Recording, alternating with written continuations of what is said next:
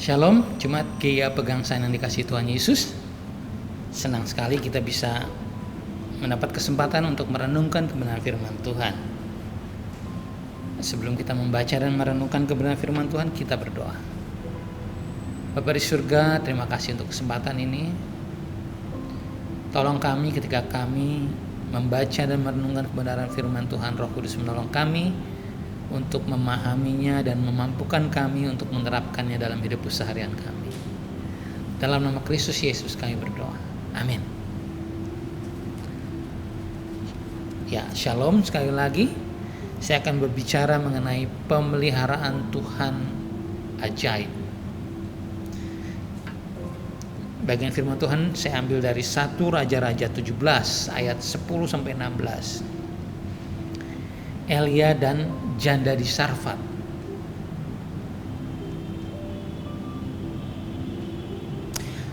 Ayat 10. Sesudah itu Elia bersiap lalu pergi ke Sarfat.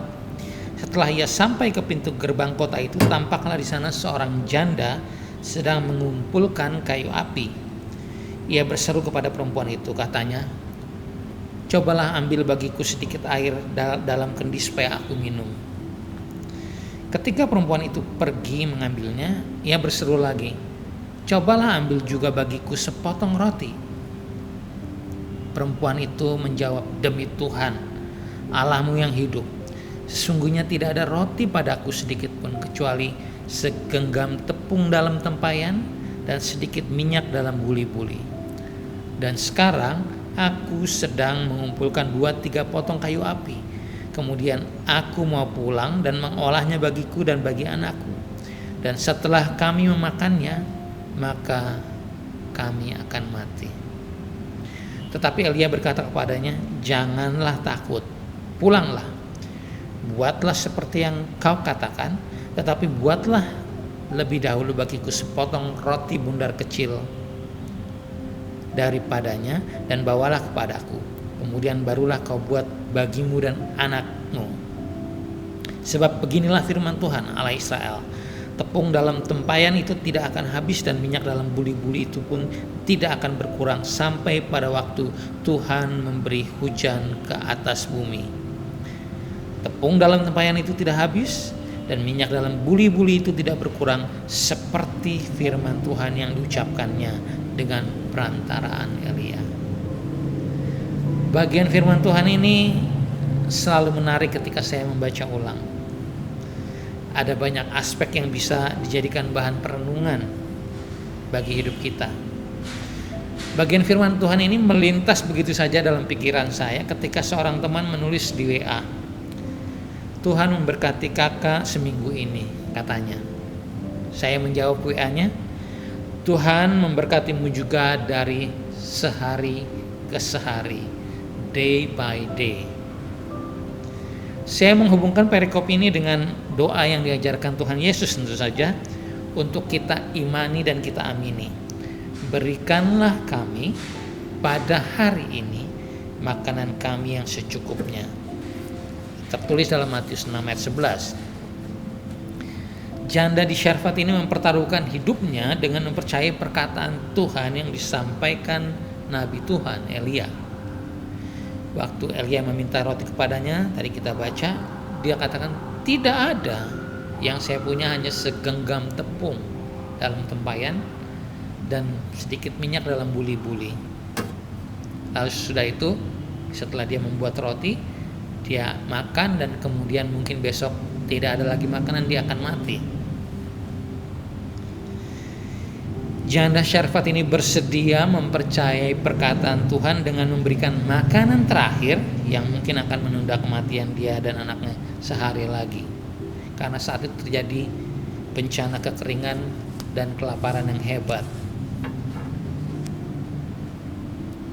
Dia percaya pada perkataan Tuhan, lalu dia pergi dan berbuat seperti perkataan Elia. Ayat 15 mencatat, Elia dan perempuan itu pun makan di rumahnya sampai berhari-hari.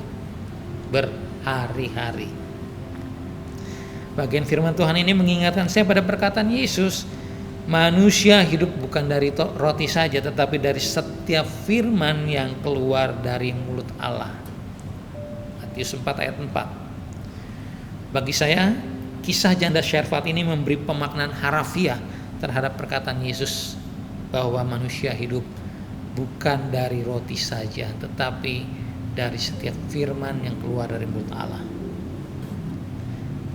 Sebab di ayat 14 dikatakan, beginilah firman Tuhan Allah Israel, tepung dalam tempayan itu tidak akan habis, dan minyak dalam buli-buli itu juga tidak akan berkurang sampai waktu Tuhan memberi hujan ke atas bumi. Ayat 14 ini dikatakan sebelum janda itu membuat roti. Dan ayat 16-nya memberi ulasan bahwa sesudahnya dikatakan tepung dalam tempayan tidak habis dan minyak dalam buli-buli tidak berkurang, seperti firman Tuhan yang dikatakannya dengan perantaraan Elia. Wah. Hal menarik lain yang saya dapat adalah mujizat Tuhan tidak seharusnya membuat kita mengabaikan tugas kita untuk berusaha dalam hidup. Mujizat yang dialami janda Syarfat berakhir setelah Tuhan memberi hujan ke atas bumi. Kapan itu? Sesudah pertempuran pertempuran iman antara Elia dan para nabi Baal di Bukit Karmel. Bagian ini juga mengingatkan ke saya seperti mana yang berhenti setelah 40 tahun perjalanan orang Israel di padang gurun, dan tepat ketika mereka menginjak perbatasan tanah Kanaan. Itu tercatat dalam Keluaran 16 ayat 35. Ada waktunya Tuhan memelihara kita dengan cara memberi mujizat, tapi ada waktunya bagian kita untuk bekerja agar kita bisa makan. Mari kita belajar mengimani dan mengamini firman Tuhan, termasuk untuk kebutuhan hidup keseharian kita. Dari janda ini kita juga belajar jangan takut berbagi, karena berkat Tuhan itu cukup untuk sebanyak apapun orang yang ada bersama dengan kita. Kalau kita kaitkan dengan cerita Yesus, dari 5 roti dan 2 ikan, semua orang terpuaskan dan bahkan berlebih. Itu cara kerja Tuhan. Jadi mari alami pemeliharaan Tuhan yang ajaib dalam hidup kita dari sehari ke sehari. Tuhan Yesus memberkati. Kita berdoa. Bapa di surga, terima kasih untuk kebenaran firman Tuhan yang kami baca dan kami renungkan. Biarlah itu merema dalam kehidupan kami, teraplikasi dalam sikap, pikiran, dan perbuatan kami. Diberkati kebenaran firman-Mu, diberkati setiap kami yang mendengar. Tuhan Yesus memberkati. Amin.